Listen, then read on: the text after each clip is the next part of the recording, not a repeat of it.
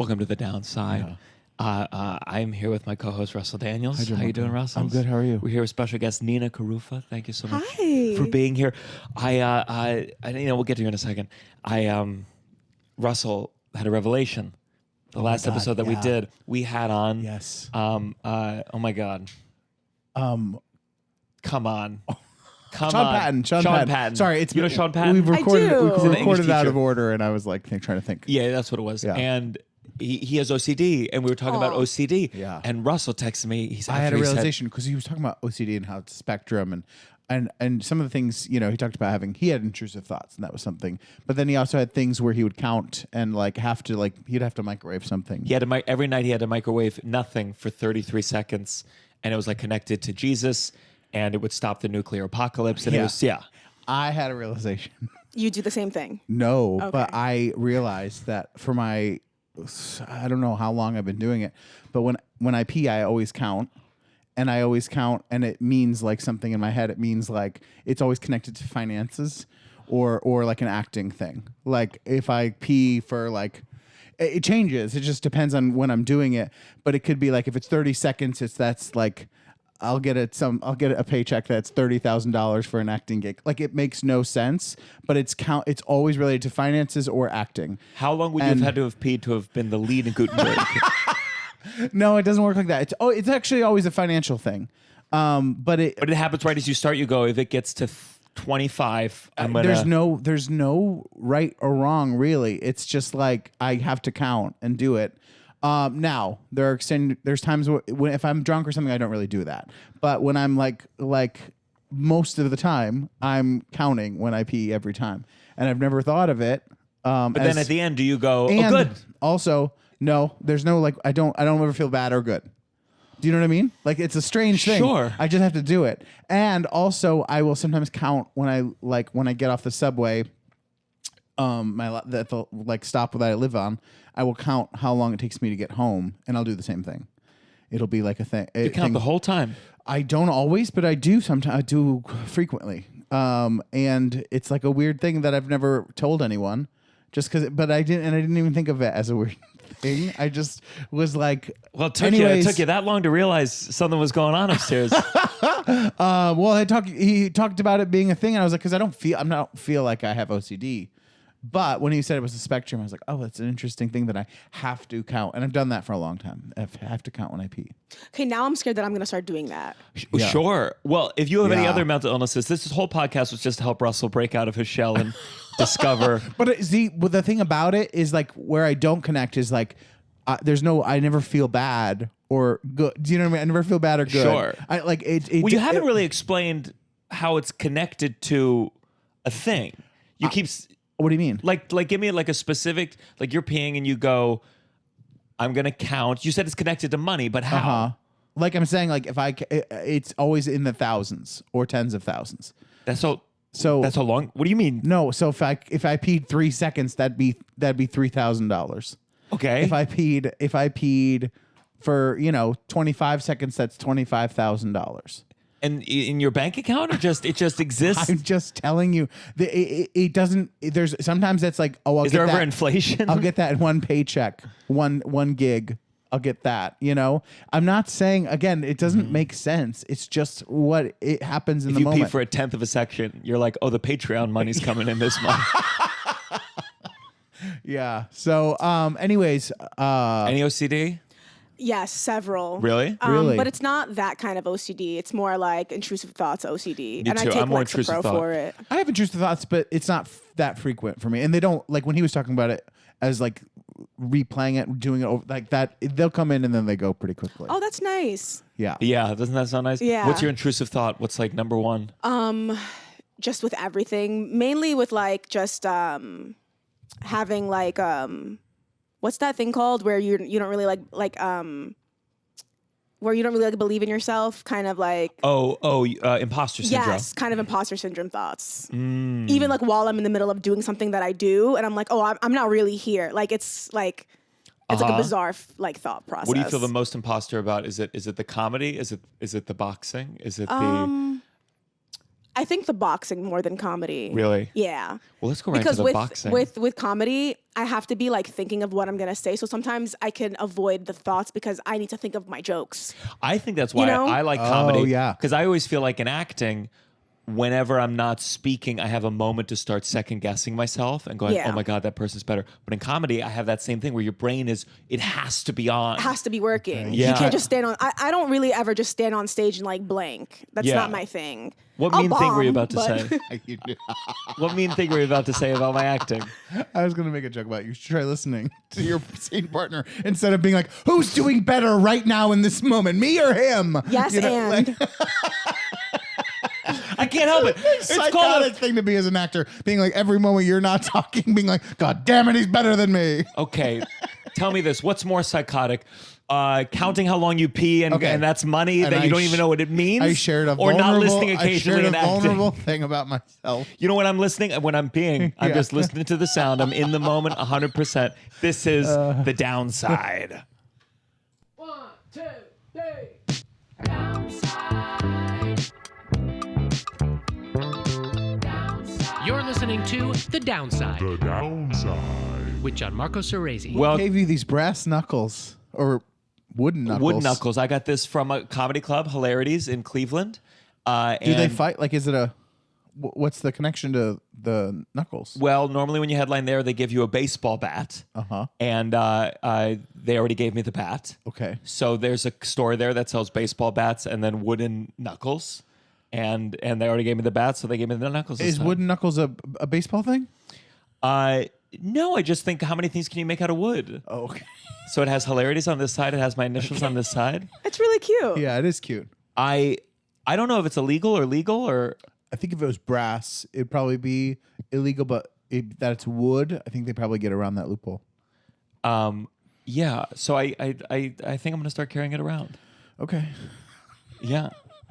Is everything okay? Yes. So Nina, thank you for being here. Yes. I was gonna say this weekend I was in Raleigh, North Carolina. I love North Carolina. Really, you spent time there? I do. One of my uncles lives there, and I have some cousins there, so I go often. There's not much to do out there other than go out to eat Yeah, and go to yeah. the mall, which sucks. But it's, Which one? In Raleigh? You went to Yes. Raleigh. I went to. They had good organic. They had good like food. I always try to find the healthy food. I somehow find a place where I could have an affordable meal. Yeah. And I found the least affordable place, and then I get a poke bowl. Yeah. But I did this thing with my opener, Ty Colgate. We worked together a lot, and I heard this story. Mick Foley, do you know? He's a wrestling guy. He played Mankind. I'm familiar with He does him. like stand up and he does storytelling. Yeah. Stand up. And I guess there's this story. He had a thing as a wrestler. He would put on a sock, and he would like his finishing move. He would stick it down your mouth. He'd draw a permanent my marker on the God. face. It was called the mandible claw. And so that was his wrestling thing. So I heard there was one time he went to a show.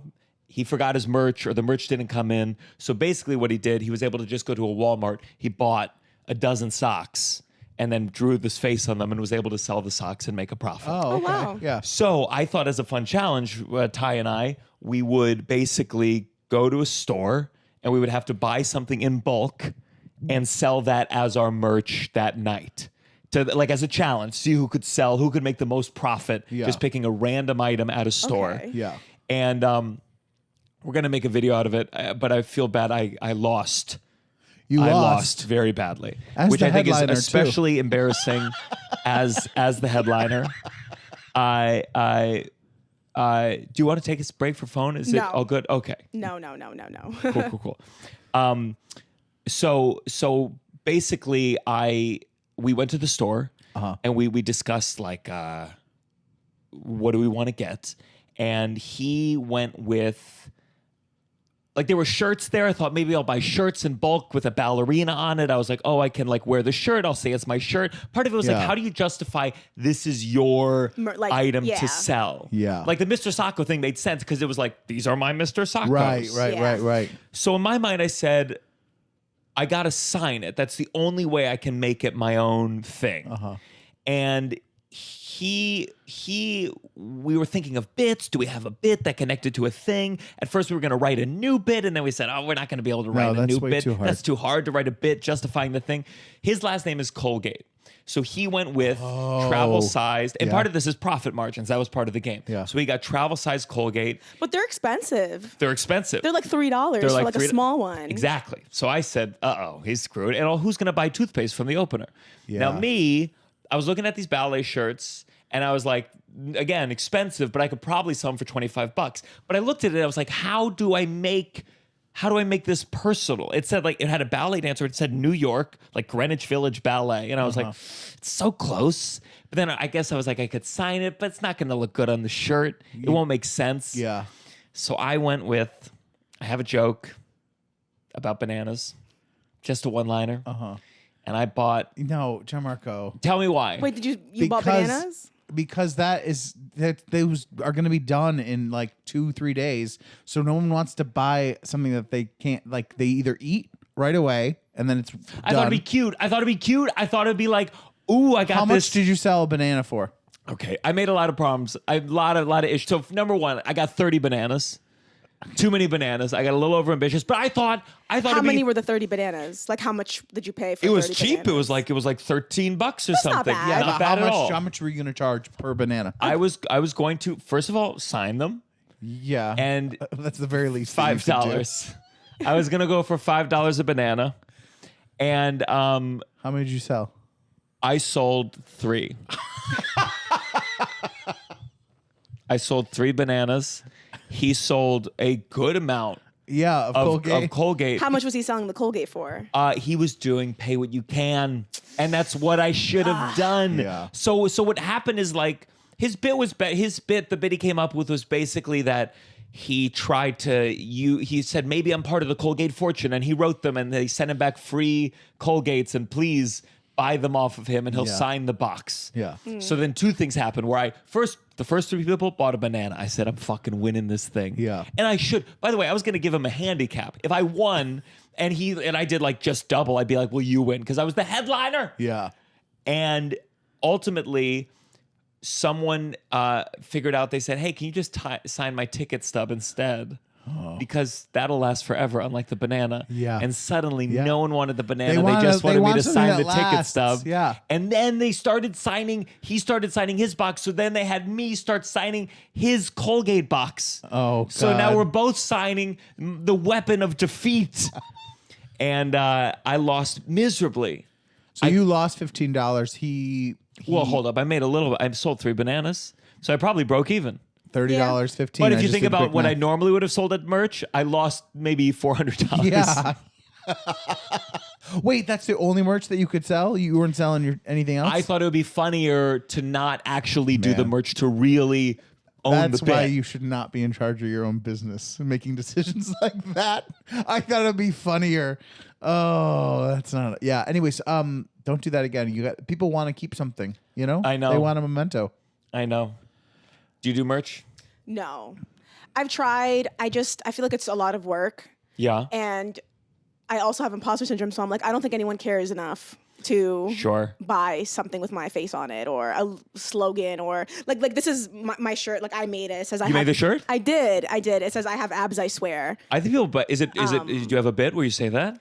No, but I just thought it was funny because I wear a hijab and I work out a lot. I have abs and no one believes me, but I'm just gonna have abs, I swear. And they're like, show us, and I'm like, no. So do they assume the hijab that means no abs? Oh, I don't know. They just assume that I'm just making it up or something. I don't know. Sure. It was kind of like an inside joke between me and a few friends, and then it kind of just took a life of its own. I like that. And my friend has like a printing thing, so I made a bunch of stuff, and then I was gonna make it into merch, and then I was like, never mind. Do it. You should do it. Do it. I'll do it. But it is like, I mean, I don't have merch, but having a friend who has merch, it occupies more time than I think people think. Oh, I ultimately at the end of the day, I've made some money. I don't know if it's worth.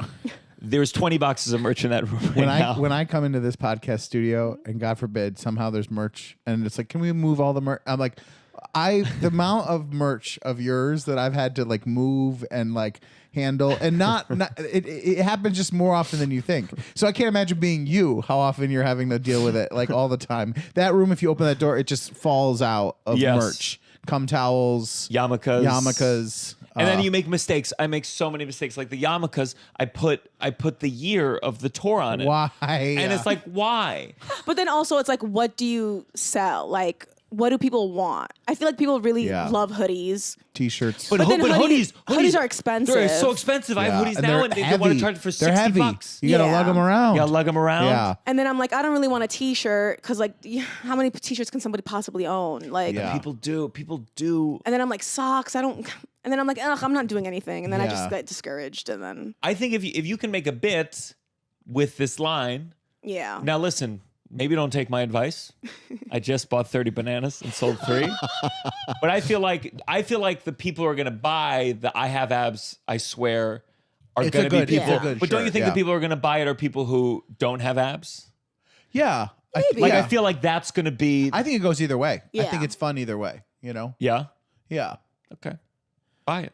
Do it. I'm going to do it. I'm Get going to over that imposter Do it. syndrome. I'm going to do it. Where's that come from, imposter syndrome? I don't know. Childhood trauma? Yeah. Is that what it? I don't know. I mean, I have a few therapists that think You have a few? I mean, I've had a few in my years. Yeah. Finding a good therapist is really hard. I'm about to leave my therapist. Oh my Why? God. Hopefully she's not listening. I don't think it'd be shocking if she's charging me like $250 an hour, but she listens to an hour for free on the side. You're like, just charge me cheaper. Like, Yeah, I know we. I guess it's something I haven't fully emotionally processed. Might as well talk it out here. yeah. I've been seeing her for a long time. I mean, 6 years. Oh wow, 7 that's years. a long time. And it was really needed listen, I think you could always have therapy to some capacity, but I'd never started seeing her since in person since COVID. I haven't seen her since. Partly because I moved. She works on the upper West Side, and once you go to Zoom, it is so hard to be like, middle of the day, let me go to fucking 80th Street. Yes. Almost said the exact. Let me go to 80th. And I think it just got more sporadic, and then like sometimes you feel like the thing that they focus on is no longer the problem, and you're kind of just stuck on a certain track. Or there's like certain issues that you feel like they did some things well, but they haven't really covered or confronted you in different ways. Yeah.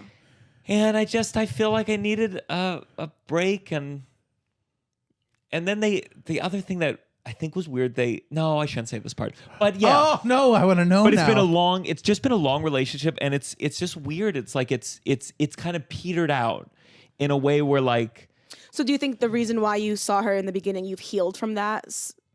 I wouldn't even say healed. I've Or evolved to where like, things are different. Do you feel like though that you've tried to like help move it along in a different way, or you're really looking to her for guidance and shaping? Yeah, I think I've tried to move it along, but I just think like that my issues are.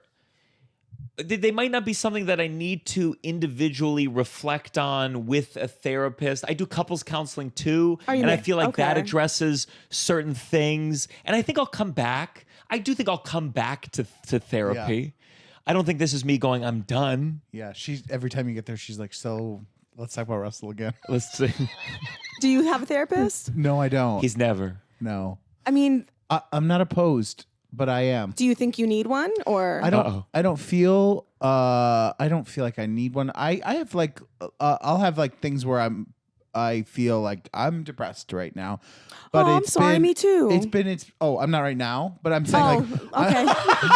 Never mind. I'm saying I have moments, obviously, everyone does. And I feel fortunate that usually those are pretty like they're little lulls and I think what I struggle with in terms of getting a therapist is something the most kind of stressful thing or thing that causes anxiety in my life often is overscheduling and like having a day job, having shows, having this podcast, having life things. So the thought of adding something to my weekly schedule It's overwhelming. brings a lot of stress to me. And so I think that that's what has held me back. but I think probably at some point I'll do it. That's the other thing, though, is I feel like there was a time when I feel like with a lot of things that you need to do in life, whether it is like you decide to like work out or whether you decide to go to therapy, it's like you have to really program it as like, this has to happen. There's optional things that you do in life, and then there's like, no, well, this fits. Everything works around making this happen, and it just like shifted into that other category where it became easy to cancel or easy to move, and where it's like with like that, like couples counseling ultimately took the prominence of like it happens once a week, and if it doesn't, it usually happens at this slot, and if it doesn't, we find a different slot, and that's. Unless you operate from that, it's just so easy to cancel. You become an adult, you get so fucking busy. Yeah. You know, the same way that this podcast is like, we just have to. You have to do it. We have to, no matter This how is my much we don't therapy. want to do it. I just feel like with me in therapy, it's like I'm very up and down very quickly. I cycle through emotions very quickly. So like I'll have a therapist for like a month, and I'm like, I need this. Like it's gonna center me, and then I'll get over whatever it is, and then I'll cancel the therapy. And then like the next week I'll have something else. I'm like, oh fuck, I shouldn't have So it's very like I'm very quick to be like, I don't need that anymore, and then I quickly realize, oh wait, I shouldn't have cut the cord that quickly. And do you try to go back to the original therapist and be like, hey? Yes and no. Also, I'm very picky, and I just feel like I get the ick really quickly from therapists if they say something I don't like. Like what? What's something that you go, oof, deal like, breaker? For example, I was talking to this one therapist once, and he was really nice, and he just kept talking about me being Muslim, and I'm like, my religion has nothing to do with what I'm talking about right now. Like, he's like, do you think because you're a Muslim woman? I'm like, no, motherfucker. Like, this has nothing to do with like. And he kept trying to like psychoanalyze me, and I'm like, I get what you're trying to do. Yeah. But I'm very self-aware, and my religion has nothing to do with the problem right now. Like, but he didn't get it, and I feel like he didn't see me as like a regular person. Whereas if I didn't wear a hijab, he would give me different advice. But because I'm a religious woman, he was not. And I was like, bro, what are you doing right now? Totally. Like, so it was a lot of that, and it was like a few sessions where he would be like, well, because you're religious, and I'm like, that's not why I'm depressed. Sure. Like, stop. I think it would be tough as a not religious person. Do you feel like you would need to see a therapist that is Muslim to make it off because I feel like I wouldn't even know how to, in terms of therapy. Yeah. Because it's just like something so deep that I can't fully relate on at all. Or, for me, a deal breaker for me, honestly, would be a therapist who was religious in any capacity because I think that I have my own judgments about it. And part of with therapy, I'm like, I just don't even want to know. I remember when I went to go see my therapist, there was like an Orthodox Jewish guy, and this was when I didn't know who my therapist was, and I was like, oh fuck, if that's the person they assigned me with, I can't do it. Yeah. Because the whole time I'd be like, well, what do you know? Yeah. Well, what do you fucking know? Something about, I feel like old school therapy was like, you don't know anything about the therapist. Yeah. But, that's impossible as well. You walk in and there's certain things. Do you know anything? I mean, have you looked them up outside of? No, I've never looked up my therapist. And eventually you learn a couple things. And so basically, I don't know. I needed to get hooked up with a psychologist. I always get the terms confused. Psychiatrist, someone who could prescribe medicine. Yes. And like the psychiatrist was like, I was like, who is this person? Like they gave me the ick. Yes. But you were recommended by your therapist? Well, the psychiatrist kept saying, you're a Muslim woman. And I said, no, but like Did something. they want to give you like antidepressants? No, it just, I didn't trust them. It didn't feel like right. It felt like, it was just a weird, it would be like it's like if a friend set you up on a date and you were like, what the fuck was this person you set me up on a date you thought with? I wanted, And something about that, it was like it just, again, I was already like sort of fading out to a degree, but it was just like it gave me a weird ick feeling of like, you thought this? Yeah. Or you didn't say go there without like giving me a heads up like, hey, this was a little weird, but if you want to get Adderall, this is the person to talk to. So it was I don't know, it's tough. But I get what you're saying in terms of like, I have it's a very low bar of what a deal breaker will be with a therapist. Yeah. And that's why there's this therapist I'm working with now where they send emails out from the organization, and the bottom of the email does a little I think I talked about it once where it's it's like, here's the movies that so and so is watching, and I'm like, I don't want to fucking know. Yeah. I don't want to fucking Yeah. know. Because then it's going to say something like, weird. Yeah. And especially like one thing that I will judge someone so. Halloween just happened. We're recording this Yes. Earlier, and have you ever seen someone and based on the Halloween costume they pick, you go, you thought that was like funny, Yeah. or like that's so hacky, or that's Or so cliche. dated, or Yeah. like, yeah. And it's shitty because I don't pick anything. I'm not in any Yeah. Halloween Yeah, costume. yeah. But that's a better choice than what this was. Yeah. Well, like, have you guys ever dressed up like as an adult? Not that much, but once in a while, it's been a few years. Though. My girlfriend, I think is like a cooler or more like zeitgeisty. So like last year we did the two leads from the other two. Okay. And we like recreated the poster, and it was like niche and specific, and we didn't even go to parties. We just kind of wanted a picture Yeah. together, and that was it. But like when someone picks, I don't want to make it specific to the thing that I'm thinking of. God, but who what would is be? It would be like if someone right now, let's say Zionism aside, went with Borat now. Yeah. It'd be like Borat. Borat now. Borat. In the I year did 2024. I did see a few people dress up as like baby oil bottles or like Yeah. freak off Yeah. kind of things, and I was just like, I get you were trying to be edgy, but it's just not funny. Yeah. What was the edge? I remember there was someone when I was in college. They went with another guy as survivors of Columbine. Oh, okay. And this was pre. That's a little insane. What were little- they just like wearing regular clothes? They were Were wearing like. students? Like I'm what? pretty sure if I recall it correctly. And again, this was like pre people getting in trouble for Yeah, certain yeah. kind of things. So it felt like Jesus, but it wasn't like what it would feel like now, which is be like, are you out of your mind? Yeah. You're gonna ruin your life. Yeah. Yeah.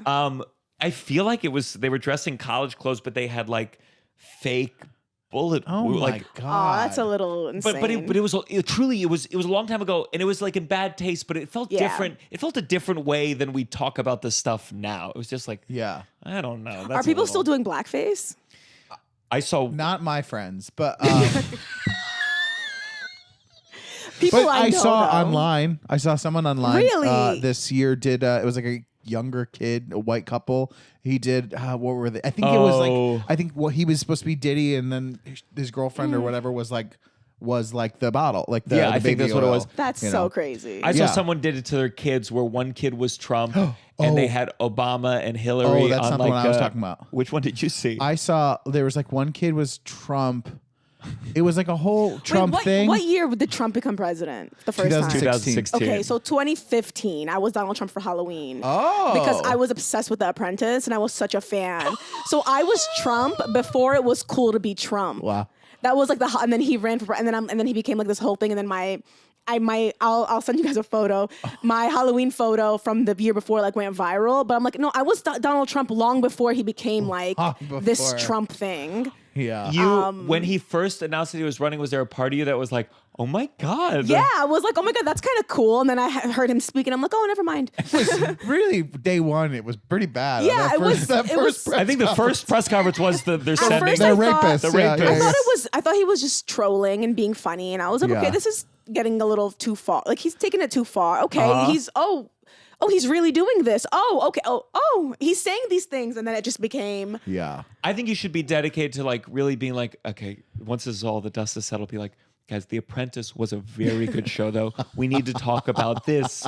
Can we separate The Apprentice from The Apprentice? Yeah. I watched the first season with my. I've never seen The Apprentice. Oh, the first season, it was crazy to know who Omarosa was. Yeah. And also, be like, again, preface this. This is before the election happened, so Yes, we were Trump recording is this. a great celebrity. Yes, this is It could before. have just stayed that way, you know. Yeah. Yeah, I feel like if he loses, people will go like, no one's gonna like this thing. No. Yeah. But I remember first season, my if dad we're in and the middle I. of World War III and we're talking this way about man. Sure. But Not- my well, dad not and World I. War. I guess it would be Civil War, but I don't know. My dad and I, we watched it. My dad was like a fan he had the book, The Art of the Deal. Oh, wow. Oh. He had a board game. I think it was called The Apprentice board game. I feel like my it might have come up God. before The Apprentice, but that was the brand. Yeah. And I watched it with my father, and I was an Omarosa fan because I was always a fan of like the evil one on the reality show. I was always You always like, like the villain. You liked Richard on Survivor, remember him? oh, I loved Richard on Yeah. Survivor. He deserved it. He deserved it. I think there's a part of me that admires the evil one. I go, you're being Yeah. honest at least. Yeah. So, Nina, you grew up in Jersey City. Jersey. Jersey. area. Oh, forgive me. It's all the same. And your parents, though, they're from Palestine, Yes, correct? my parents are Palestinian. And they married in Palestine? Yes. Okay. When did they move to America? They moved to America once they got married, actually. So probably like 35, 40 years ago. Oh. Wow. Yeah. And how? So then you were born. I'm just putting it together. When was the first time that you went to Palestine? Because you. Yeah, I mean, we went back and forth for the summers and growing up there and like What's that visiting flight like? grandparents. It's like any other flight to the Middle East. I mean, like 12, how long 13 is it? hours. Yeah. Oh, yeah. 12 hours. I sleep. I'm a sleeper. Oh so I, God, I'm jealous. I pop a Zanny now and I'm out the entire flight. Wow. Yeah, that's why I needed to see that fucking person to get the fucking Xannies. Yeah. Just buy it off the street like regular people. I didn't say that out loud. So how you went every summer? Not every summer, but I also started going a lot on my own when I grew up Uh-huh. because my parents were like, they were kind of over it, like going, and they were like, we have no interest in going back for their own family reasons, drama. Yeah, Just like yeah. regular family drama. Regular family Sure, drama. Sure. So then me and my sisters would just end up going by ourselves and we're like, we're out, bye. Like spent the summer there and stuff. I do think that it's like, I can't go to Palestine. My father's there. Jesus Christ, it's a battlefield there. My dad was like, I'm not seeing my brothers. Like, Yeah. It was like something Yeah, like yeah. that. Yeah. So obviously, I've never been to Palestine. Yeah. What was?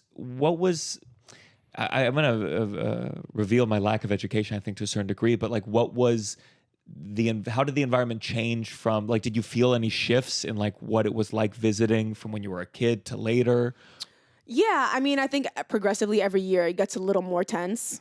My family lives in the West Bank, so we're kind of far from the Gaza Strip, but it's still an occupied territory nonetheless. So even being an American, we get stopped at checkpoints and we get like searched and pulled over and all that kind of stuff. And were you stopped like from the beginning when you were a kid? Oh yeah, It was the forever. same- The first time, I mean, they would put us in like little rooms in the airport for like 15 hours. Wow. Like Oh my a God, separated, 15 yeah. hours? So tell me, so you land. And yeah, so because I'm an American citizen, the second we get off the flight, there's like lines for Israeli citizens, non-citizens, Americans. So we get to the line of where the Americans are, and because I'm obviously an Arab, and they see that I wear a hijab, they pull me aside and they're like, you're coming with us, and they just put you in a room and they just interrogate you for hours, sometimes like 2 days. Oh my so God. And they'll just ask you the same 10 questions over and over again. Like I'm like, what? my answer is not going to change.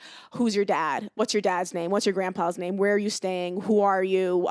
Unlock your phone. They go through your social media. you would hand over your phone. This was long before October 7th, years ago, of course. You would hand over your phone, and Yeah. they just go where they could go in your mail, they could go in your anything. Everything, Would they yeah. say like yeah, unlock what is it? this? Who is this? Why are you here? Like, who's your uncle? I'm just Why like, did you dress as Trump? literally. Like, and That's then- probably the part where they go, and "Hey, then- go Hey, ahead." we like this. like the shift would change, so they would have a whole new lineup of the same thing and the same. I'm like, I just answered these questions. Like, So describe to me how is it? Is it like just a room with a table? Yeah. And then it's called the VIP room. Yeah? You could ask anybody. Yeah, it's like That's a what- that's what you- unwritten rule. It's like, yeah, it's called the Oh my VIP God. room. and so then they would do the questions. Would they then leave and then come back? Yeah, and they would have all your like luggage and your paperwork and your passport, so you can't like escape. You know, Would they like, bring you? Would they bring a snack? They throw a sandwich at you after like 10 hours. Yeah. And they would keep We you in just that sit there. room the Yeah. whole time? So when you would travel there, did you have to like go like, well, we got to get there a day early we- for the yeah, interrogation? Literally. Yeah. Oh my It's God. like it's Wow. pre-planned. Because sometimes they won't let you in. They'll just be like, you have to go back home, and with no rhyme or reason, and you have to book your flight home. And if you don't, you're staying in that room forever. Like, they don't pay for it. Like, Did you ever get sent back? or no, your I've parents- never been sent back, thank God. But I know several of my family members who have gotten there, and they're just like, you have to go back Wow. because And then how would they ever? would they have to like would they just risk going back a second time and they would just try again a couple months later or whatever? Or, whenever you went, did you ever go like, fuck, what if I get sent back? I mean, that's, yeah, I mean it's part of it. It's like it's expensive. Yeah. yeah. It's expensive and it's a long journey. Yeah. But I've been very lucky. And Did you feel like you like did your parents like say like, here's how you answer the questions? oh yeah, they and I mean it's funny because they'll just be like, just be honest. I'm like, as opposed to what? As opposed to like making up an answer? Like, sure. you know, like what? I have nothing to hide. I'm not. Yeah. You know, so my parents would just be like, just stay calm, don't fight back, don't. I'm like, I don't plan on fighting a guy with an AK-47, like you know. Did they have the gun in the interrogation Oh, yeah. room? Jesus fucking Christ. I remember one time my cousins went, like maybe like 5-6 years ago, and it was my cousin and her mom in a room, and they put on porn on the TV, and they left, and it was just so awkward. Wait, hold up. Yeah, they just do like really fucked up shit like that, and they're like, oh sorry, we left this on, haha, and they turned it off. Yeah. Oh my God. It's like really gross. When you were This is years ago too. Like your mom and your cousin. No, my cousin and her mom. Your cousin and her mom. So my aunt and my cousin. And they just to be a dicks. Yeah. When you went and you were, what was the youngest that you went?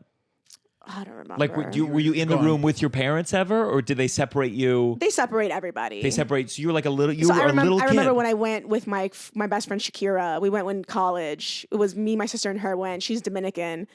And they put her in a room, and they were just like, "Who's your father?" And she was like, "I don't know." And it was kind of funny because like she doesn't know who her dad is. Yeah. Because like her mom got knocked up in DR, and then they moved to America, and her dad ended up going to prison. Like it was a whole thing. She was like, I don't know who my dad is. Yeah. And they wouldn't like let up. And they're like, well, who's your dad? Where does he live? And she was like, I don't know who my father is. Yeah. And it was like a whole thing. And they were like, well, you have an Arabic name. She was like, I don't know what to tell you guys. I didn't name myself. Like, and it was this whole thing. And she got in like trouble because she didn't know who her dad was. And I was like, that's what you get for being the daughter of a whore. Sorry. No, it was. I felt bad for her, and I was just like, I don't know what to tell you, bitch. Like she was like mad at me. I'm like, what did I do? Yeah. Oh man, I just can't. So did it get better or worse, or was it always this interrogation from the first time you ever went as a kid? I haven't gone.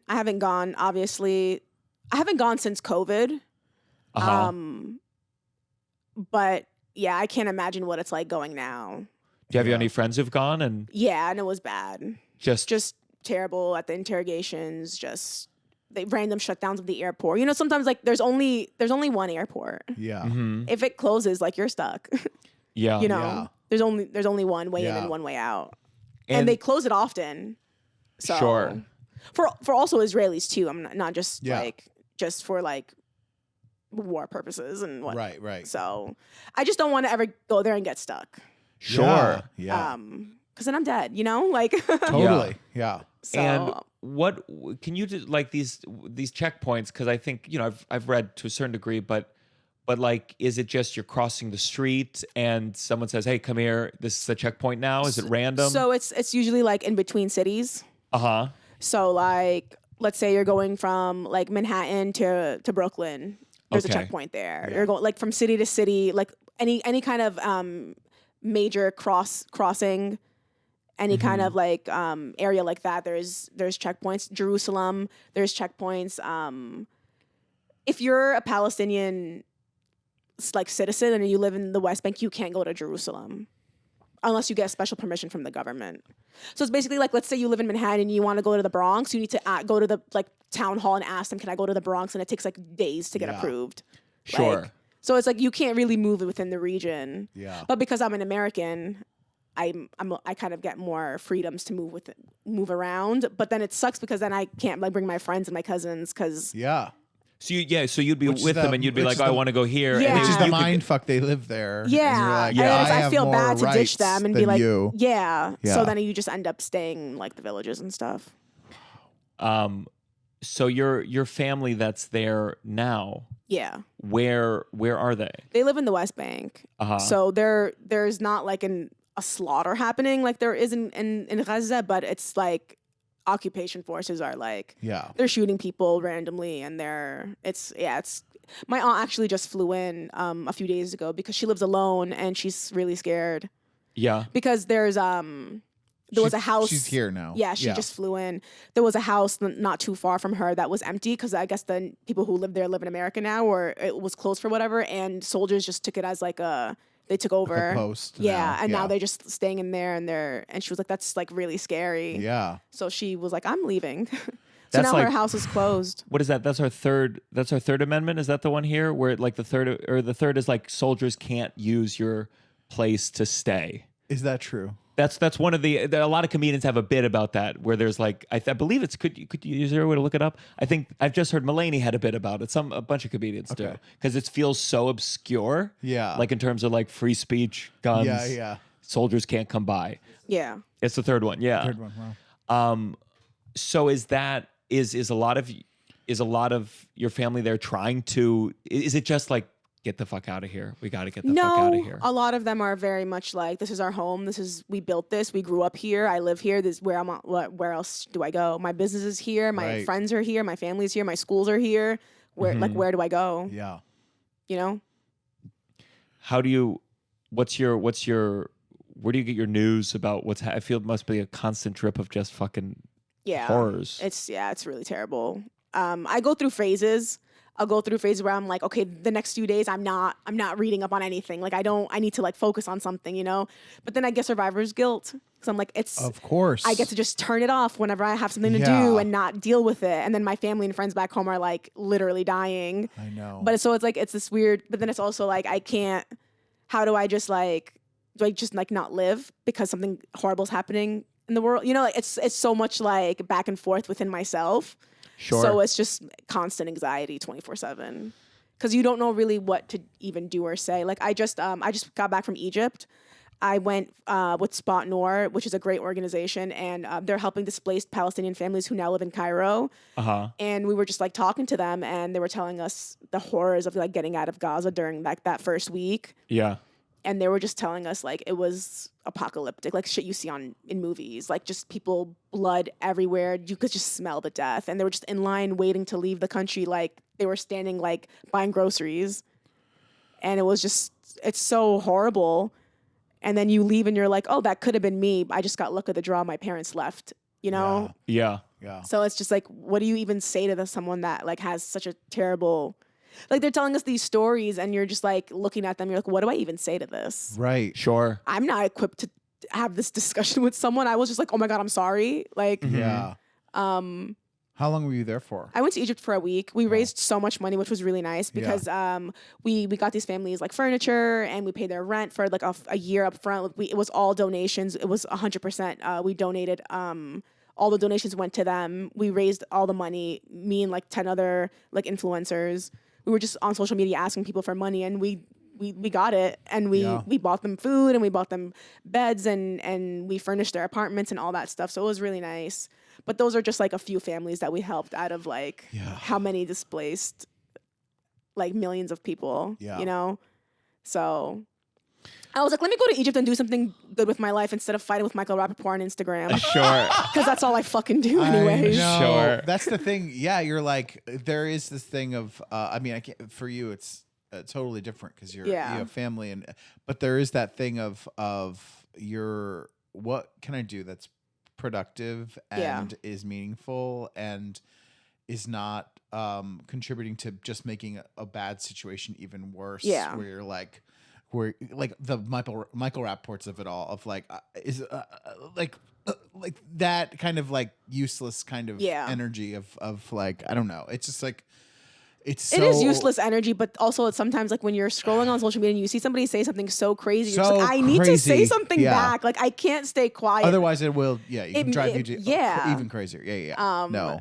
But it is mindless. It's such a waste of energy. It's such a waste of time, a waste of emotion. But I definitely fell into those traps. There's different ways on. to get it out. You know, there's going to Egypt and then there's fucking yelling at Michael Rappaport. I did it a little of both. Yeah. So. Yeah. It's someone a booker texted. He was like, do you want to do the show? It's Seinfeld's going to be on it, and it was just like one of these things where I was like, I can't. Yeah. I don't. I'll be on a show, and if Seinfeld's on, I'm not going to go not do the show if I'm part of it. But like it's just it's so crazy to think about the way that it just revealed something or created a line of like being like, well, fuck this person. Yeah. I don't want to. I'm not excited. I wasn't to get that text. Just like, ugh, I have to figure out a way to say no to this. Because it was just like, oh, it's so crazy that in the face of all of this, that anyone like Michael Rappaport has some kind of like blanket view of like, no, it's all fine, or this is exactly what needs to happen. Yeah. And you go like, how it's obviously it's an American privilege to literally never have to deal with kind of the own fractions in the liberal bubble that I've always existed in. But it really is it just feels like a shift from, I don't know whether I got older and just understood the world more, or this just really highlighted the difference in certain values. Definitely. Or especially from in my perspective, from like white people who it felt like, oh, we're with when Black Lives Matter, it's like we're all marching there, and then this thing happens, and all of a sudden I'm like, oh, you really don't care about. Really don't care. You really don't give a fuck. Don't care. And in fact, not even that you don't care. It's that you are like going multiple steps further to be like, yes, it's good. And it's fucking There's a psychotic. lot of people like that. And you see it, and you all of a sudden see someone, you're like, I can never look at that person the same way again. I can never look at certain entertainers the same way again, because they've gone miles beyond what was even. It's unnecessary. It's not even just I'm ignoring the situation, I'm not talking about it. It's I'm going to pay for people to go beat up protesters. I'm going like it's and you know what's crazy? Psychotic. I mean, not to name drop or to start beef, but like people like Tiffany Haddish, where it's like, bitch, you have no dog in this fight. You know what I'm saying? Like, at Why least are you going on your way to be yeah, crazy? you're like, why are you going so out of your way to support genocide? Because they're getting some money, and I imagine. get it. Like I guess she converted and now she's a Jew or whatever. But that's not the case. It's like, did you guys hear her like rant and talking about like 9/11 and whatnot? And you're just like, you're so stupid on so many levels. It feels like in that case, it feels like people that are they gotta be like what do you call it, when like contrarians of some kind and like get some attention for it. Do you know what I mean? Like it feels or like if you're stupid, you just gotta listen. There's certain ways that I'm very stupid. I mean, remarkably stupid. But like, I think it's like, how are you gonna be stupid and then be like, well, in my stupidity, I'm gonna go with the powers that be. Yeah. I'm just gonna trust the system. Like, you have to be smart enough to be like, well, clearly that not everything is for the good. Yeah. Not everything in place is correct. But I can see like a Tiffany Haddish, like who already had like issues with weird stuff coming up for her. And I can see her conflating like leftists being mad about a genocide online, being like, leftists were mad at me too. They're all bad. Do you know what I mean? Like her brain being like, I don't know. But that's the strength of the conservative pull. I think about for some reason, Netflix today recommended me Get Them to the Greek, which is the Russell Brand movie.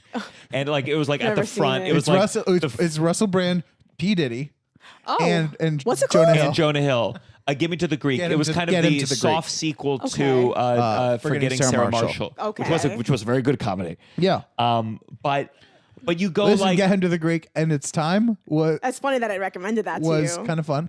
Yeah, I would listen. Yeah. But it's like Russell Brand went there because that side, when the fervor around supporting something is so strong, all your other crimes can get swept underneath. Yes. Yeah. And so like, I feel like that's the same with Tiffany. Tiffany Haddish was like, her career was struggling. She got in trouble for this struggling though? I mean, I think struggling. I think she was about to be maybe like a name and maybe, spent. Be careful. I know you. She's did in a movie lot with of her. movies. I did I know you did a movie with her. I know for a fact from the movie that I was in that her star was falling.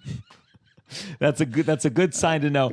And then that Funny or Die video came out and she was getting in trouble. And so I feel like when you're probably that famous and you're worried, like suddenly everything's on the rocks, you go, oh, here's a group with like a solidified organization that will completely not pay attention to any of these other things if I just hang on to the main cause.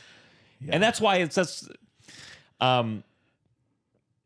it's a little crazy. But I was severely under. I mean, listen, I've not hidden it when I was a young person. I did the birthright trip because I went to college for musical theater. I didn't know fucking a thing. I mean, how was the propaganda during your birthright? Honestly, it was very minimal. And I've always been like, not, and I don't even mean like, I just don't like groups. Like, I'm just not a group mentality person. I don't get even a concert or a football game. I just don't, it doesn't jive with me.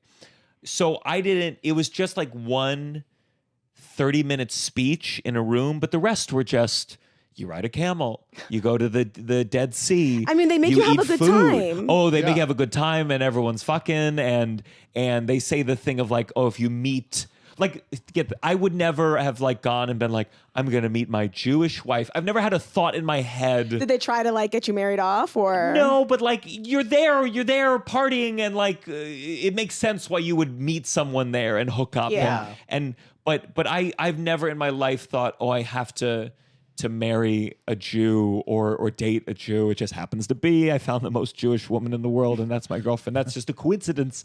But it was very minimal. There were like options you could pick, like the foodie tour or the musicy tour or the Jewish tour, and I did like the activities tour. Yeah. And I just remember that you put down like a $250 like deposit, and then on the way out they say, "Do you want to donate this?" And I said no. Yeah. And that was not a political stance. That was a you wanted money? a Jewish stance.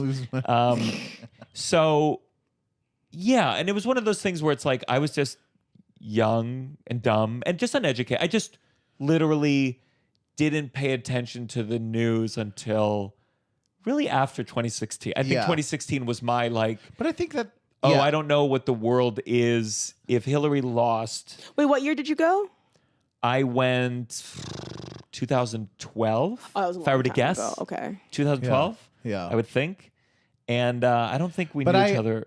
No, we didn't. But I always think that like whenever you're like, you don't know things sometimes, and then you learn them. So that argument too of like sometimes when things happen and they're like, oh, you just started paying attention to this thing. Sure. You're like, yeah, I did just start paying attention to it, and I feel strongly about it. And that like just because you've known longer and you were cool with it doesn't make your reasoning any better. Well, that's why there's some people where I go like, what's your connection to Israel? Is it just that 1 week and a half vacation we got 15 years ago? Was that the first time you went?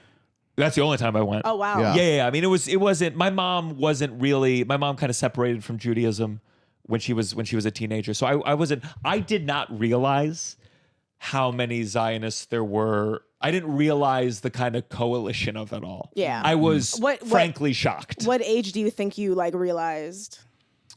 I think like as I started like learning more about leftist politics and just kind of the Democratic Party being full of shit. I was a Hillary stan because I just said I think she knows how to be snaky and sneaky and get the job done, and I think this is ultimately better than the Trump thing. I think I ultimately folded into the Democratic Party because I was so pro LGBTQ rights from like just because I did theater and it was just always around me, so it felt like a no-brainer. Yeah. So that was the good party, and any party against that was the bad party, and that's kind of what they try to set up for everyone to kind of believe, where it's like it's good and bad, and it's black and white, and it's.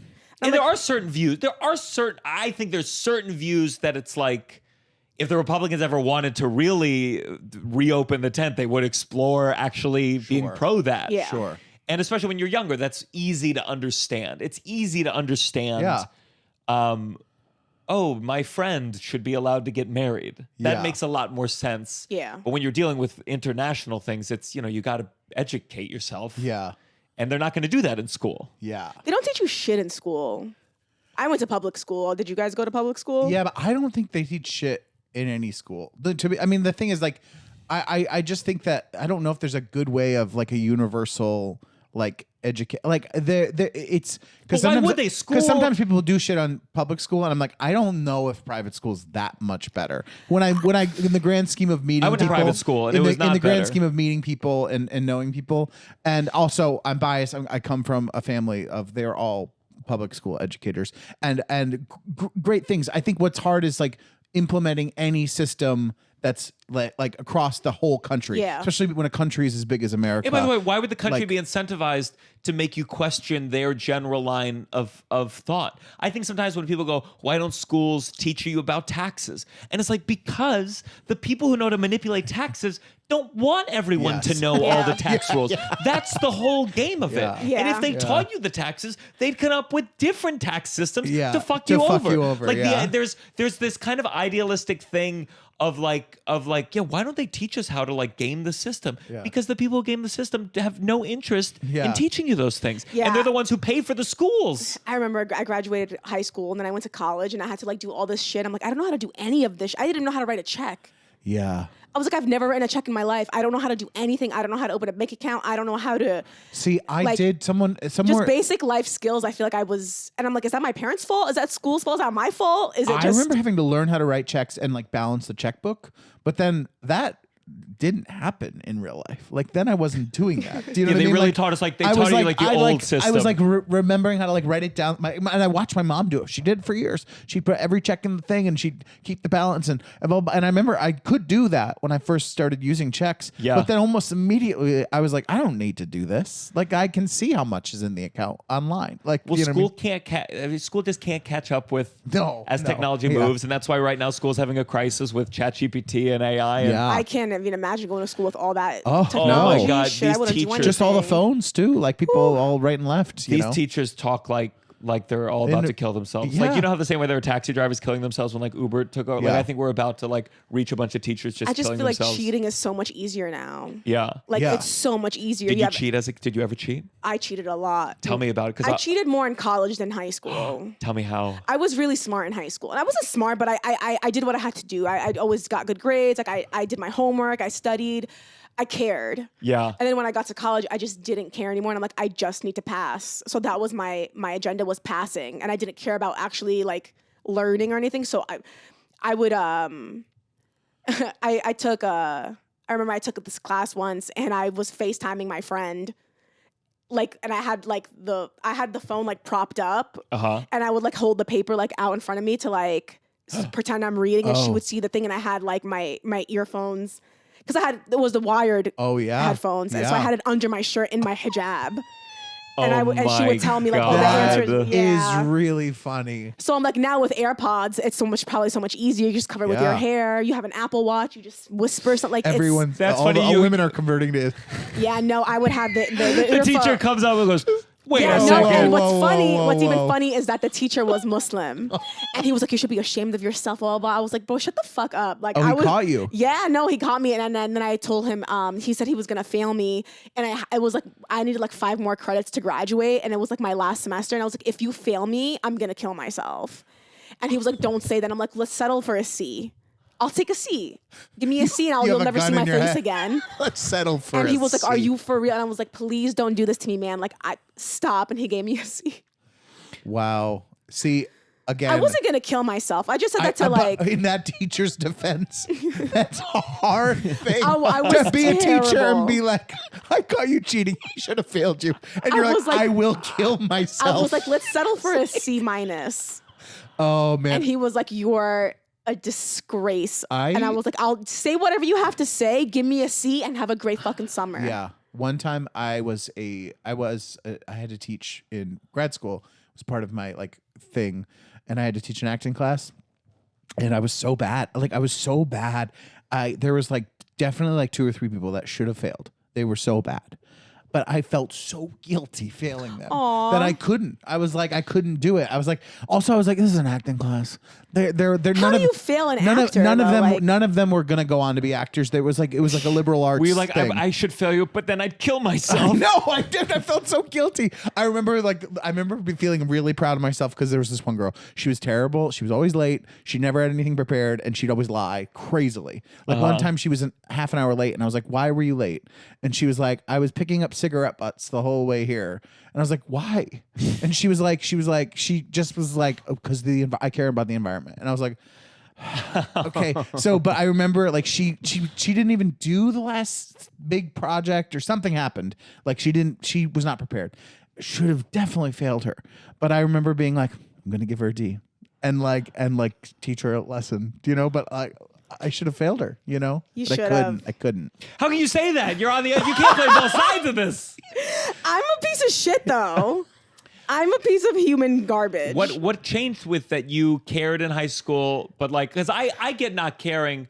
I feel like it wasn't until truly junior year of college that suddenly it dawned on me, what the fuck are we doing here? Like, you made me take this anthropology class. I'm not learning anything. What is this exchange that we're having right now? I guess what changed was I started working in my field early on, and I was like, I don't need this. I don't need this degree. I became a producer before I graduated. I had a full-time job, like in Manhattan, like in a nice building. Like, so I'm like, I felt like I was wasting my time, but I was like, I'm already here, so might as well just finish. Yeah. So it was kind of just the goal. I wasn't like trying to learn. I wasn't trying to be better. Like, I was just like, I just need to finish this degree, and that's it, because I already started. Might as well. So that I stopped caring. I was also working. Like, I didn't. Like, all these kids are like partying and going to raves, and I'm like, I have work tomorrow. Like, and I have homework. Like, what the fuck is this? Yeah. I got very lucky. I got hired early on. Like, I interned there, and then I got hired immediately.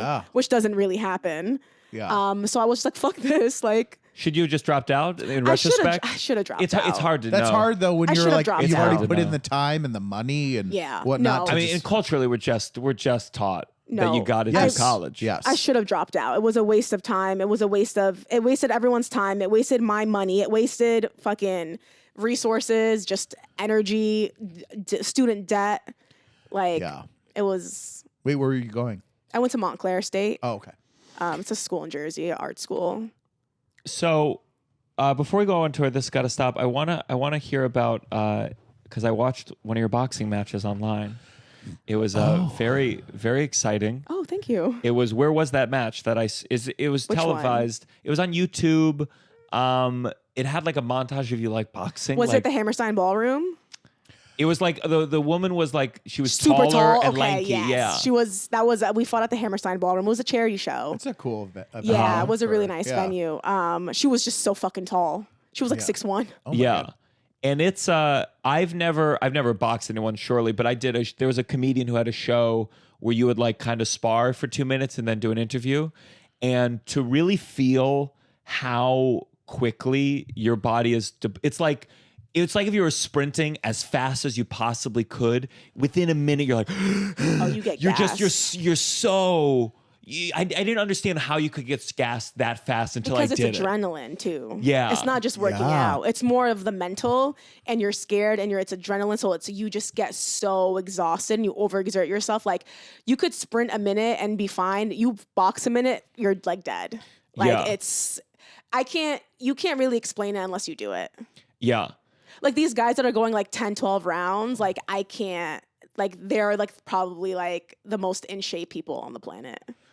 Because you started after COVID, during COVID, Yes, boxing? I started boxing during COVID as a hobby, and then it kind of just got out of control. Yeah. Yeah. And when did you go, okay, I'm ready to go in a ring and just go as hard as I can against someone else going as hard as they can? I started boxing during COVID, and then I got matched up with this coach who only like trains like professionals, and he was like, well, like, you should try to like train for something. And I was like, I guess I will. Like, I didn't take it too seriously. I was like, whatever. And then all of a sudden he was like, I'm signing you up for this charity show. And I was just like, oh shit, okay. And then it kind of just snowballed, and then I did a tournament after that, and the final, I made it to the finals, and the finals were at Madison Square Garden. Oh my God. That's where, I fought there in April, May. What rank, like, I what lost, league by are the you way. in? Yeah. What, like, We're just amateurs. It was amateur night at the Garden. but so, like, how do you find out, like, how do you know you're not fighting an amateur who's like really good, or like, You kind of just take your chances. oh I mean, my God. I mean, the girl that I fought at the Garden had way more experience than me. Yeah. But it's kind of like going up at a comedy club. You could Yeah. go up after Dave Chappelle. You still need Hold to, up. like, It's not like going up at a comedy show I'm because saying, like, someone's punching you in the fucking face. But I'm saying, like, if you go up on like a lineup, you don't have control over who's on the lineup. But did you go, like, how long have they been boxing? I mean, with male amateurs, because there's more, there's ranks. Like if you have 1 to 5 fights or 5, there's like an open and novice and all that. With women, there's not enough. So it's just like if you're an amateur fighter, you're an amateur fighter. That's Had it. you ever been punched in the face though? Like knocked in the face? I mean, sparring, yes. I've never been in a fight outside of a ring. But I mean, but how did you? I don't even know what it would be like if someone in a match tried to hit me as hard as they could. Would I shit my pants? Would I pass out? Like I don't even you know. have so much adrenaline, you just power through it. I don't know. Speak for yourself. Speak for you. I would have jumped out of that ring. I just like the first time I sparred, I was so scared. I was like petrified because I've never been in a fight before, and like hitting your siblings doesn't count. Like Yeah. because it's just a lot of pushing and like all that. But then like after I got like punched in the face, like clean, I was like, oh, that's not that bad. Yeah. Like you're like that's what everyone's like so scared of. Yeah. You're like, oh, but I at least played football. You don't know what you would how you would react. 'Cause Yeah. You know. If we went in a boxing ring, we could do this for a Patreon goal. Yeah. By the way, patreon.com/downside. Yeah. 1,000 patrons. Would you go? Would you sight unseen, no training, go boxing against me?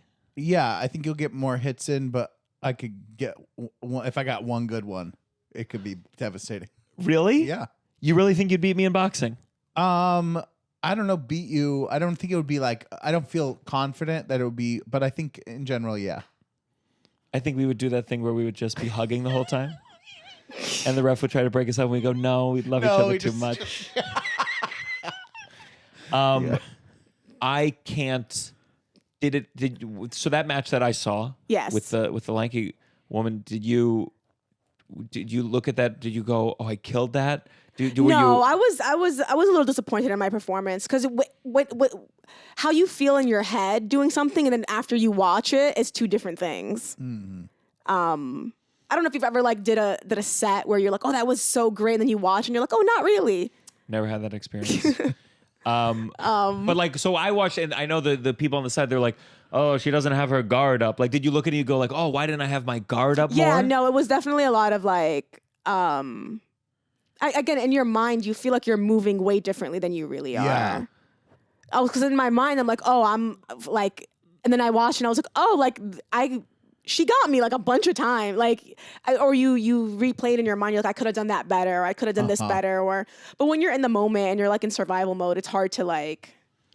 When you're done though, like, do you feel like shit? Do you have a headache? Yeah, definitely headache for sure. Yeah, I just feel like you don't get to celebrate after you'd be like, I just want to go in a dark room. And I mean, like, you wear headgear because it's amateur, but it still hurts. Yeah. Like, the headgear doesn't really do Do you much have a mouth protection. thing in Yeah. too? Yeah. You just wear a headgear and a mouthpiece, and the guys wear cups. Yeah. what did your coach say like when you went in the corner? Because there's 3 rounds, right? Yeah, he was like, the first round, he was like, wake up, you're not moving. And I was like, oh, really? And he was like, what? I was like, oh, I didn't really like notice. And then the second round, I don't know what he told me. And he was like, you need to turn it up. Like, and then the third round, yeah. Yeah. But you won. It goes by so fast. Yeah. Like, literally, I blinked and the fight was over. I was like, the fight's over? That's it? What the fuck? Like, Yeah. it's so quick. Did your parents watch? Were they there? No, I didn't let them come. I would. They're so annoying. Do you think they get in the ring? They say, stop this. Yeah, like my parents are so dramatic. I don't. If I had a daughter or a son and they were boxing, I think I'd feel sick watching. I'd feel Yeah. so upset. You should have gone up to the other box and be like, if you beat me, I'm going to kill myself in the middle of this ring. So where do you want to take the boxing? What's next? I have a fight coming up. I have a fight in 2 weeks. Are you scared? Are you training? Like what? How do I'm you? training. I'm definitely training really hard. I'm not scared. After you had 5, 6, 7 fights, you're just like, it's just whatever. Where do you hope? Where do you hope it? Where do you want it to go to? I don't know. I mean, I definitely had bigger aspirations when I first started because I didn't realize how hard this was. Yeah. And now that I'm in, I'm like, oh, that's really like, this is really hard. So, kind of like stand up. I don't know how you guys were when you first started, but you probably thought it was much easier than it really was. And once he's a sketch comedian, I'm so a he doesn't even sketch know. and actor, so I don't. Yeah. But I don't. We'll make you do it one day. Yeah. Someday. My yeah. funeral. Yeah. It's hard. It's definitely hard. It's a lot harder than I thought it was. Yeah. So I'm just seeing where it goes right now. Do you It's a hobby that got out of control. Do you Yeah. feel stronger like if someone pushed you on the street? Do you think like, oh, I could Yeah, fucking for sock sure. him? Oh, cool. Yeah. I could definitely beat up a non-trained man. Yeah. I think there'd be a market for stand-up comics, like a stand-up comic boxing. Could you? Yeah, Could that's you beat interesting. like Tony Hinchcliffe? Can I beat him up? Do you think like if you were doing a boxing match, like Does he box? no, Yeah, then what do you mean? like do you think? How big is he though? Like, because guys are stronger I than think women. Like, he's But that's the Small. question I have. Like like a big dude could just grab me and it's over. Sure, You know what I'm sure. saying? He Like, seems small. He seems smaller than you. oh yeah, he's smaller than me. Like I mean, both physically, like I don't know how height tall and- Tony is, but if he grabbed me from behind, I don't know how to get out of that. I don't do jujitsu. I don't, like. Sure, it's- Right. sure. But I'm saying, like, if we were to like square up and like box, I could probably knock him out. Yeah. Can I tell you if you were confident you could knock a Tony Hinchcliffe and you were selling tickets to that match, I'd pay. Can we look up how tall he is Can you look up? and what his weight is? Yeah, Reddit says he's 5'9". He's- He's 5'8". He's probably like 175 It's a very pounds. He's a funny big. thing He's to a big lie guy. about. It's very 5'8" to 5'9". I would love is to hear a very boxing funny. announcer be like, weighing in at 140, but he says 160. But also, like, has he ever been hit before? If he's never been hit, he's probably gonna go down much quicker. There's a lot of variables Sure. to like. Yeah. Well, I'm sure if he hasn't, if he ever has the show in Puerto Rico, it's gonna happen. Let's go into our next segment. This has got to stop. This has got to stop. This has got to stop. Russell, do you have a this Yes. got to stop? This has got to stop. This new law in New York City, I don't think it's affecting everyone, but it's affecting me, about composting. My building is very serious about it. So we're suddenly composters, and New York City apartments are not meant to have composting piles in their houses. What do you say? What do you mean? Okay, you can't throw any food or thing into the garbage. So I don't know. I don't know if it's just my building or if it's New York City. what do you do? It's to combat the rats. So we're not allowed to throw any eggs. You make eggs. You got to take the shells and put it in a composting bag. You make. You have a banana. You got to take that peel, put it in a composting bag. Is this just a thicker bag? So here's what it is. No, it's just a plastic bag that I zip up, and it's in my freezer. But it's Oh my God. garbage. And then once a week, I have to take it down into the basement to put it in the composting bin. But it's ruining. It's things like, I will now be like, do I really want this banana? Do I really need this banana right now? Because then I'm gonna have to deal with that goddamn composting bag in the freezer. And I have a sensitive gag reflex to like gross food in the sink and things like Yeah. that. So now it's just like my life is like so sad, and I'm like having to pull out that bag, having to start your morning, and you're gonna have eggs, and you got to pull out a freezer of garbage and open it up and throw the eggs in and try not to throw up in the morning. And it's all to prevent rats. And Nicole's really into it. I fucking hate Nicole's it. really into it? Well, she's like, it's good and blah blah. And I try to make her deal with it, but she is at a point. She brings up a fair point where she's like, you're gonna have to deal with it at some point. And so, because sometimes I'll just be like, well, I'll just leave the garbage on the counter, and she likes doing it more. And no, I know, and I'm doing it more. I'm doing it, but I hate it. I hate starting my morning off and being like, if I have a banana or eggs in the morning, I have to deal with the fucking frozen bag of garbage to compost. Anyways, I have never heard of this. This is definitely a building. This is a you thing. No, I bet you it's all of New York City, but my building is like so serious about it. And they're like, they have signs everywhere that are like, if there's garbage in our garbage, you're going to charge, everyone's getting charged $100. It's like crazy. Anyways, That's brutal. it's really been upsetting because I'm like, in my mind, I'm like, any kind of food, chicken wings, better be boneless so I can eat it all. Otherwise, you got to deal with I'm making life decisions based on, can I put everything into my body instead of having anything to go into the garbage. You're sitting there with an apple. You're like, I got to eat the core Yeah. again. I'll eat the peel. Oh Holy my shit. God, I gave the core to my dog the other day because I was like, I don't want to deal with this. Are they allowed to eat it? I think so. He's Okay. a big pit bull. He's fine. Okay. But I think I've heard humans can eat Just them. remember, if he dies from the apple core, you got to put him in the compost bag. But I pretended to Nicole like it was an accident. But it was like, clearly I was like, I don't want to deal with this compost. So I just gave it to the dog because he'll eat anything. Anyways, I'm not going to do that often. Don't get on me about You're it. Googling, But- can dogs eat eggshells? Can dogs eat banana peels? That is really brutal. Yeah. So I agree with you. That's brutal. This has got to stop. I got a blood test.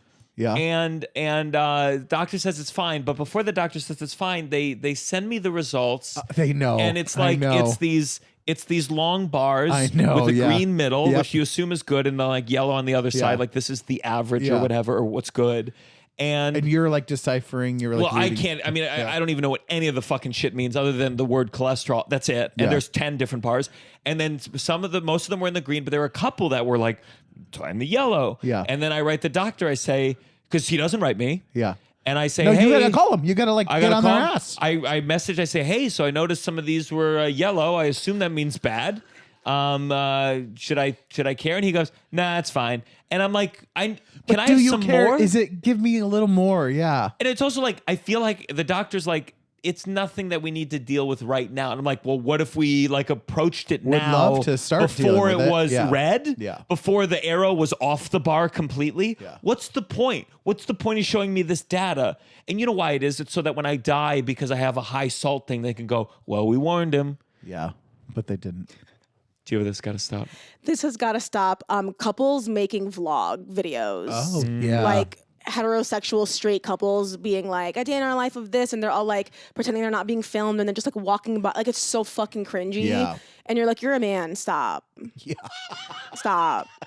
Why are you letting your wife record you building a bunk bed? Yeah. Like, that's so crazy. Yeah. Yeah. And So, what's I mean, it for? Like, what's it Yes. for?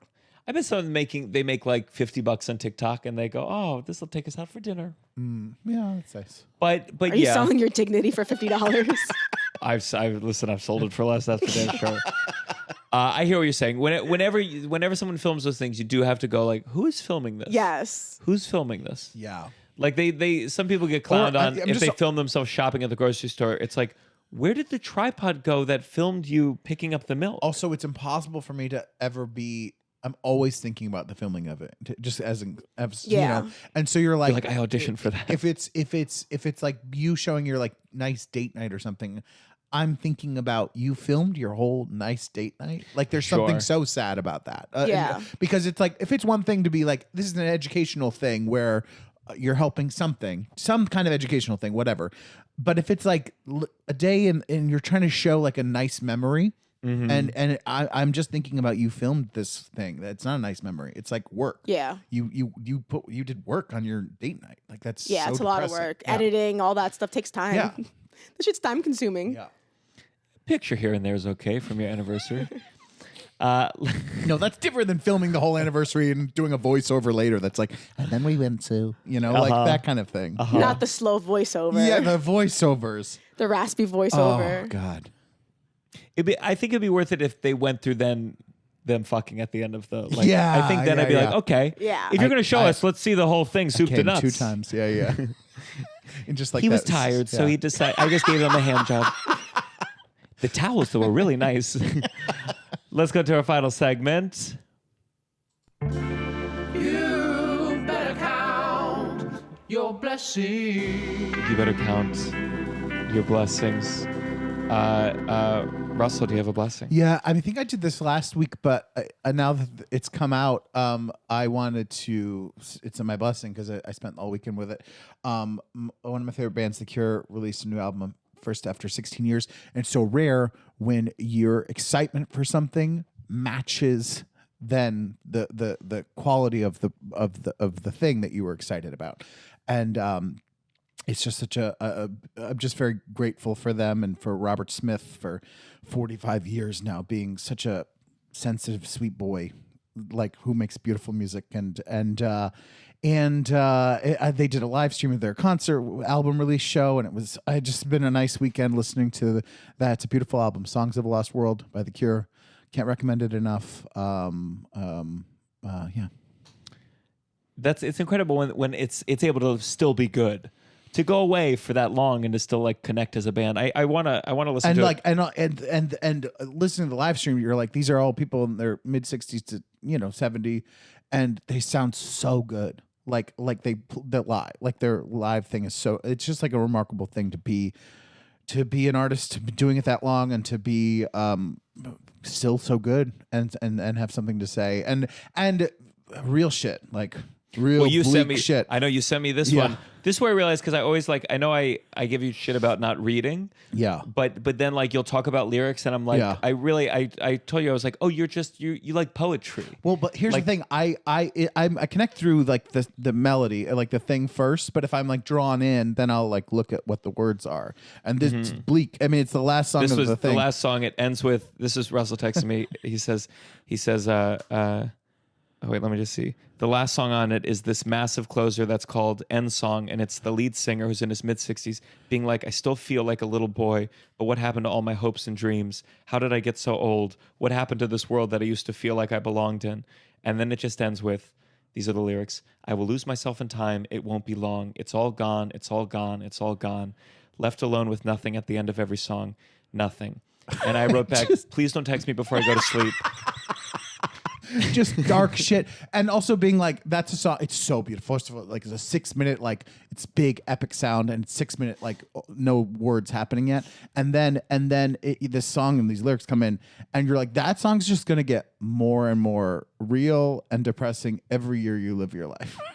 Do you know what I mean? Aw. You're like, which is beautiful. It's a beautiful, Very beautiful. thing to give to the world, but it's like you're really gonna have to, as I age, be like, I have to be in the right headspace to Yeah. hear that. Yeah. Do you know what I mean? Like it's a big thing. So anyways, yeah, but perfect for the downside in terms of Sure, of, well, of, listen to of it. our content. My blessing, I'm very lucky that my girlfriend and my sister who works in fashion, they both like just they keep me from making major mistakes. Like, I know I'm wearing these shoes right now, but Tova has finally drilled on me to not wear these shoes in public. Even though they're very comfortable, my little Ugg slippers. But also what happened is I went to go I had a fedora. I bought it for an audition. I don't wear a fedora, but I bought it for an audition a long time ago. Girls 5 Eva. If you watch it, you'll see I did not get the part. And I left it at a theater. I went to go pick it up. I put it on my head because I was like, I don't want to carry it. I'll just put it on my head. And literally, I looked at my phone. Tova texted me, don't wear the fedora in public. Aw. And I was like, what the fuck? And I guess Lucas Elnick, he saw me, Took a sent a picture. picture, Yeah. sent it to Tova, reporting me to the fashion Gestapo. And I was informed, don't even for a couple blocks. And ultimately, it's good. Yeah. If it wasn't for my little sister, I'd still be wearing a scarf with a t-shirt. Yeah. And a lot Aw. of things that I'm saved because of the women in my life. Yeah. So thank God for that. Yeah. That's amazing. Yeah. Or I who knows, without them, I'd just be wearing a black t-shirt every day and jeans. Do you have a blessing? I do have a blessing. My blessing is my little boxing family that I've cultivated. Emily, Jose, Susan, John, Punchy. I love you guys so much. Punchy? Wait, one of them is named Punchy. His nickname is Punchy. Okay. Is he the best at punch? Yes, he's a great puncher. I just feel like if it wasn't for them, this year would have off myself. They definitely keep me afloat, and they keep my spirits up. And if it wasn't for them, I would be listening to the voices in my head. So Yeah. I'm very blessed to have an outlet for my Sure. insanity, aside from comedy. Well, if you box long enough, you might have new voices in your head.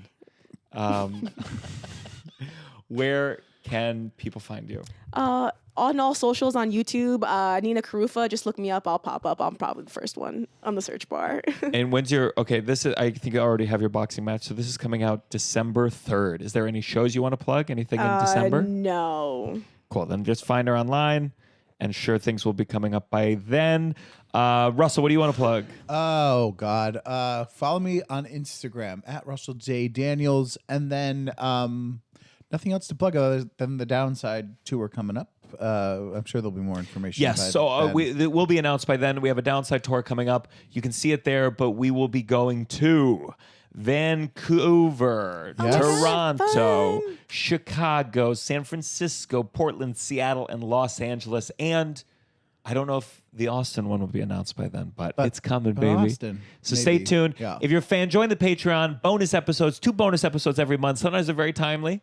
Patreon.com/downside. And if you watch, please join the Spotify. It just helps us get some ads. Or if you listen on Spotify, subscribe on the YouTube.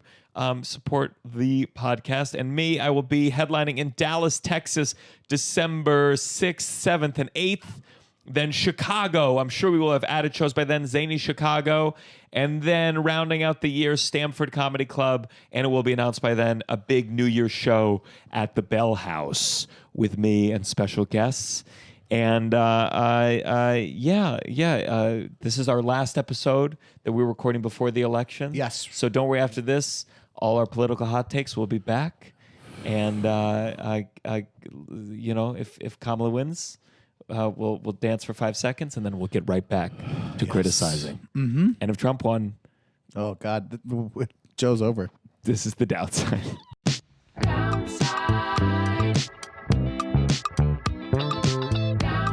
You're listening to The Downside The Downside. with Gianmarco Soresi.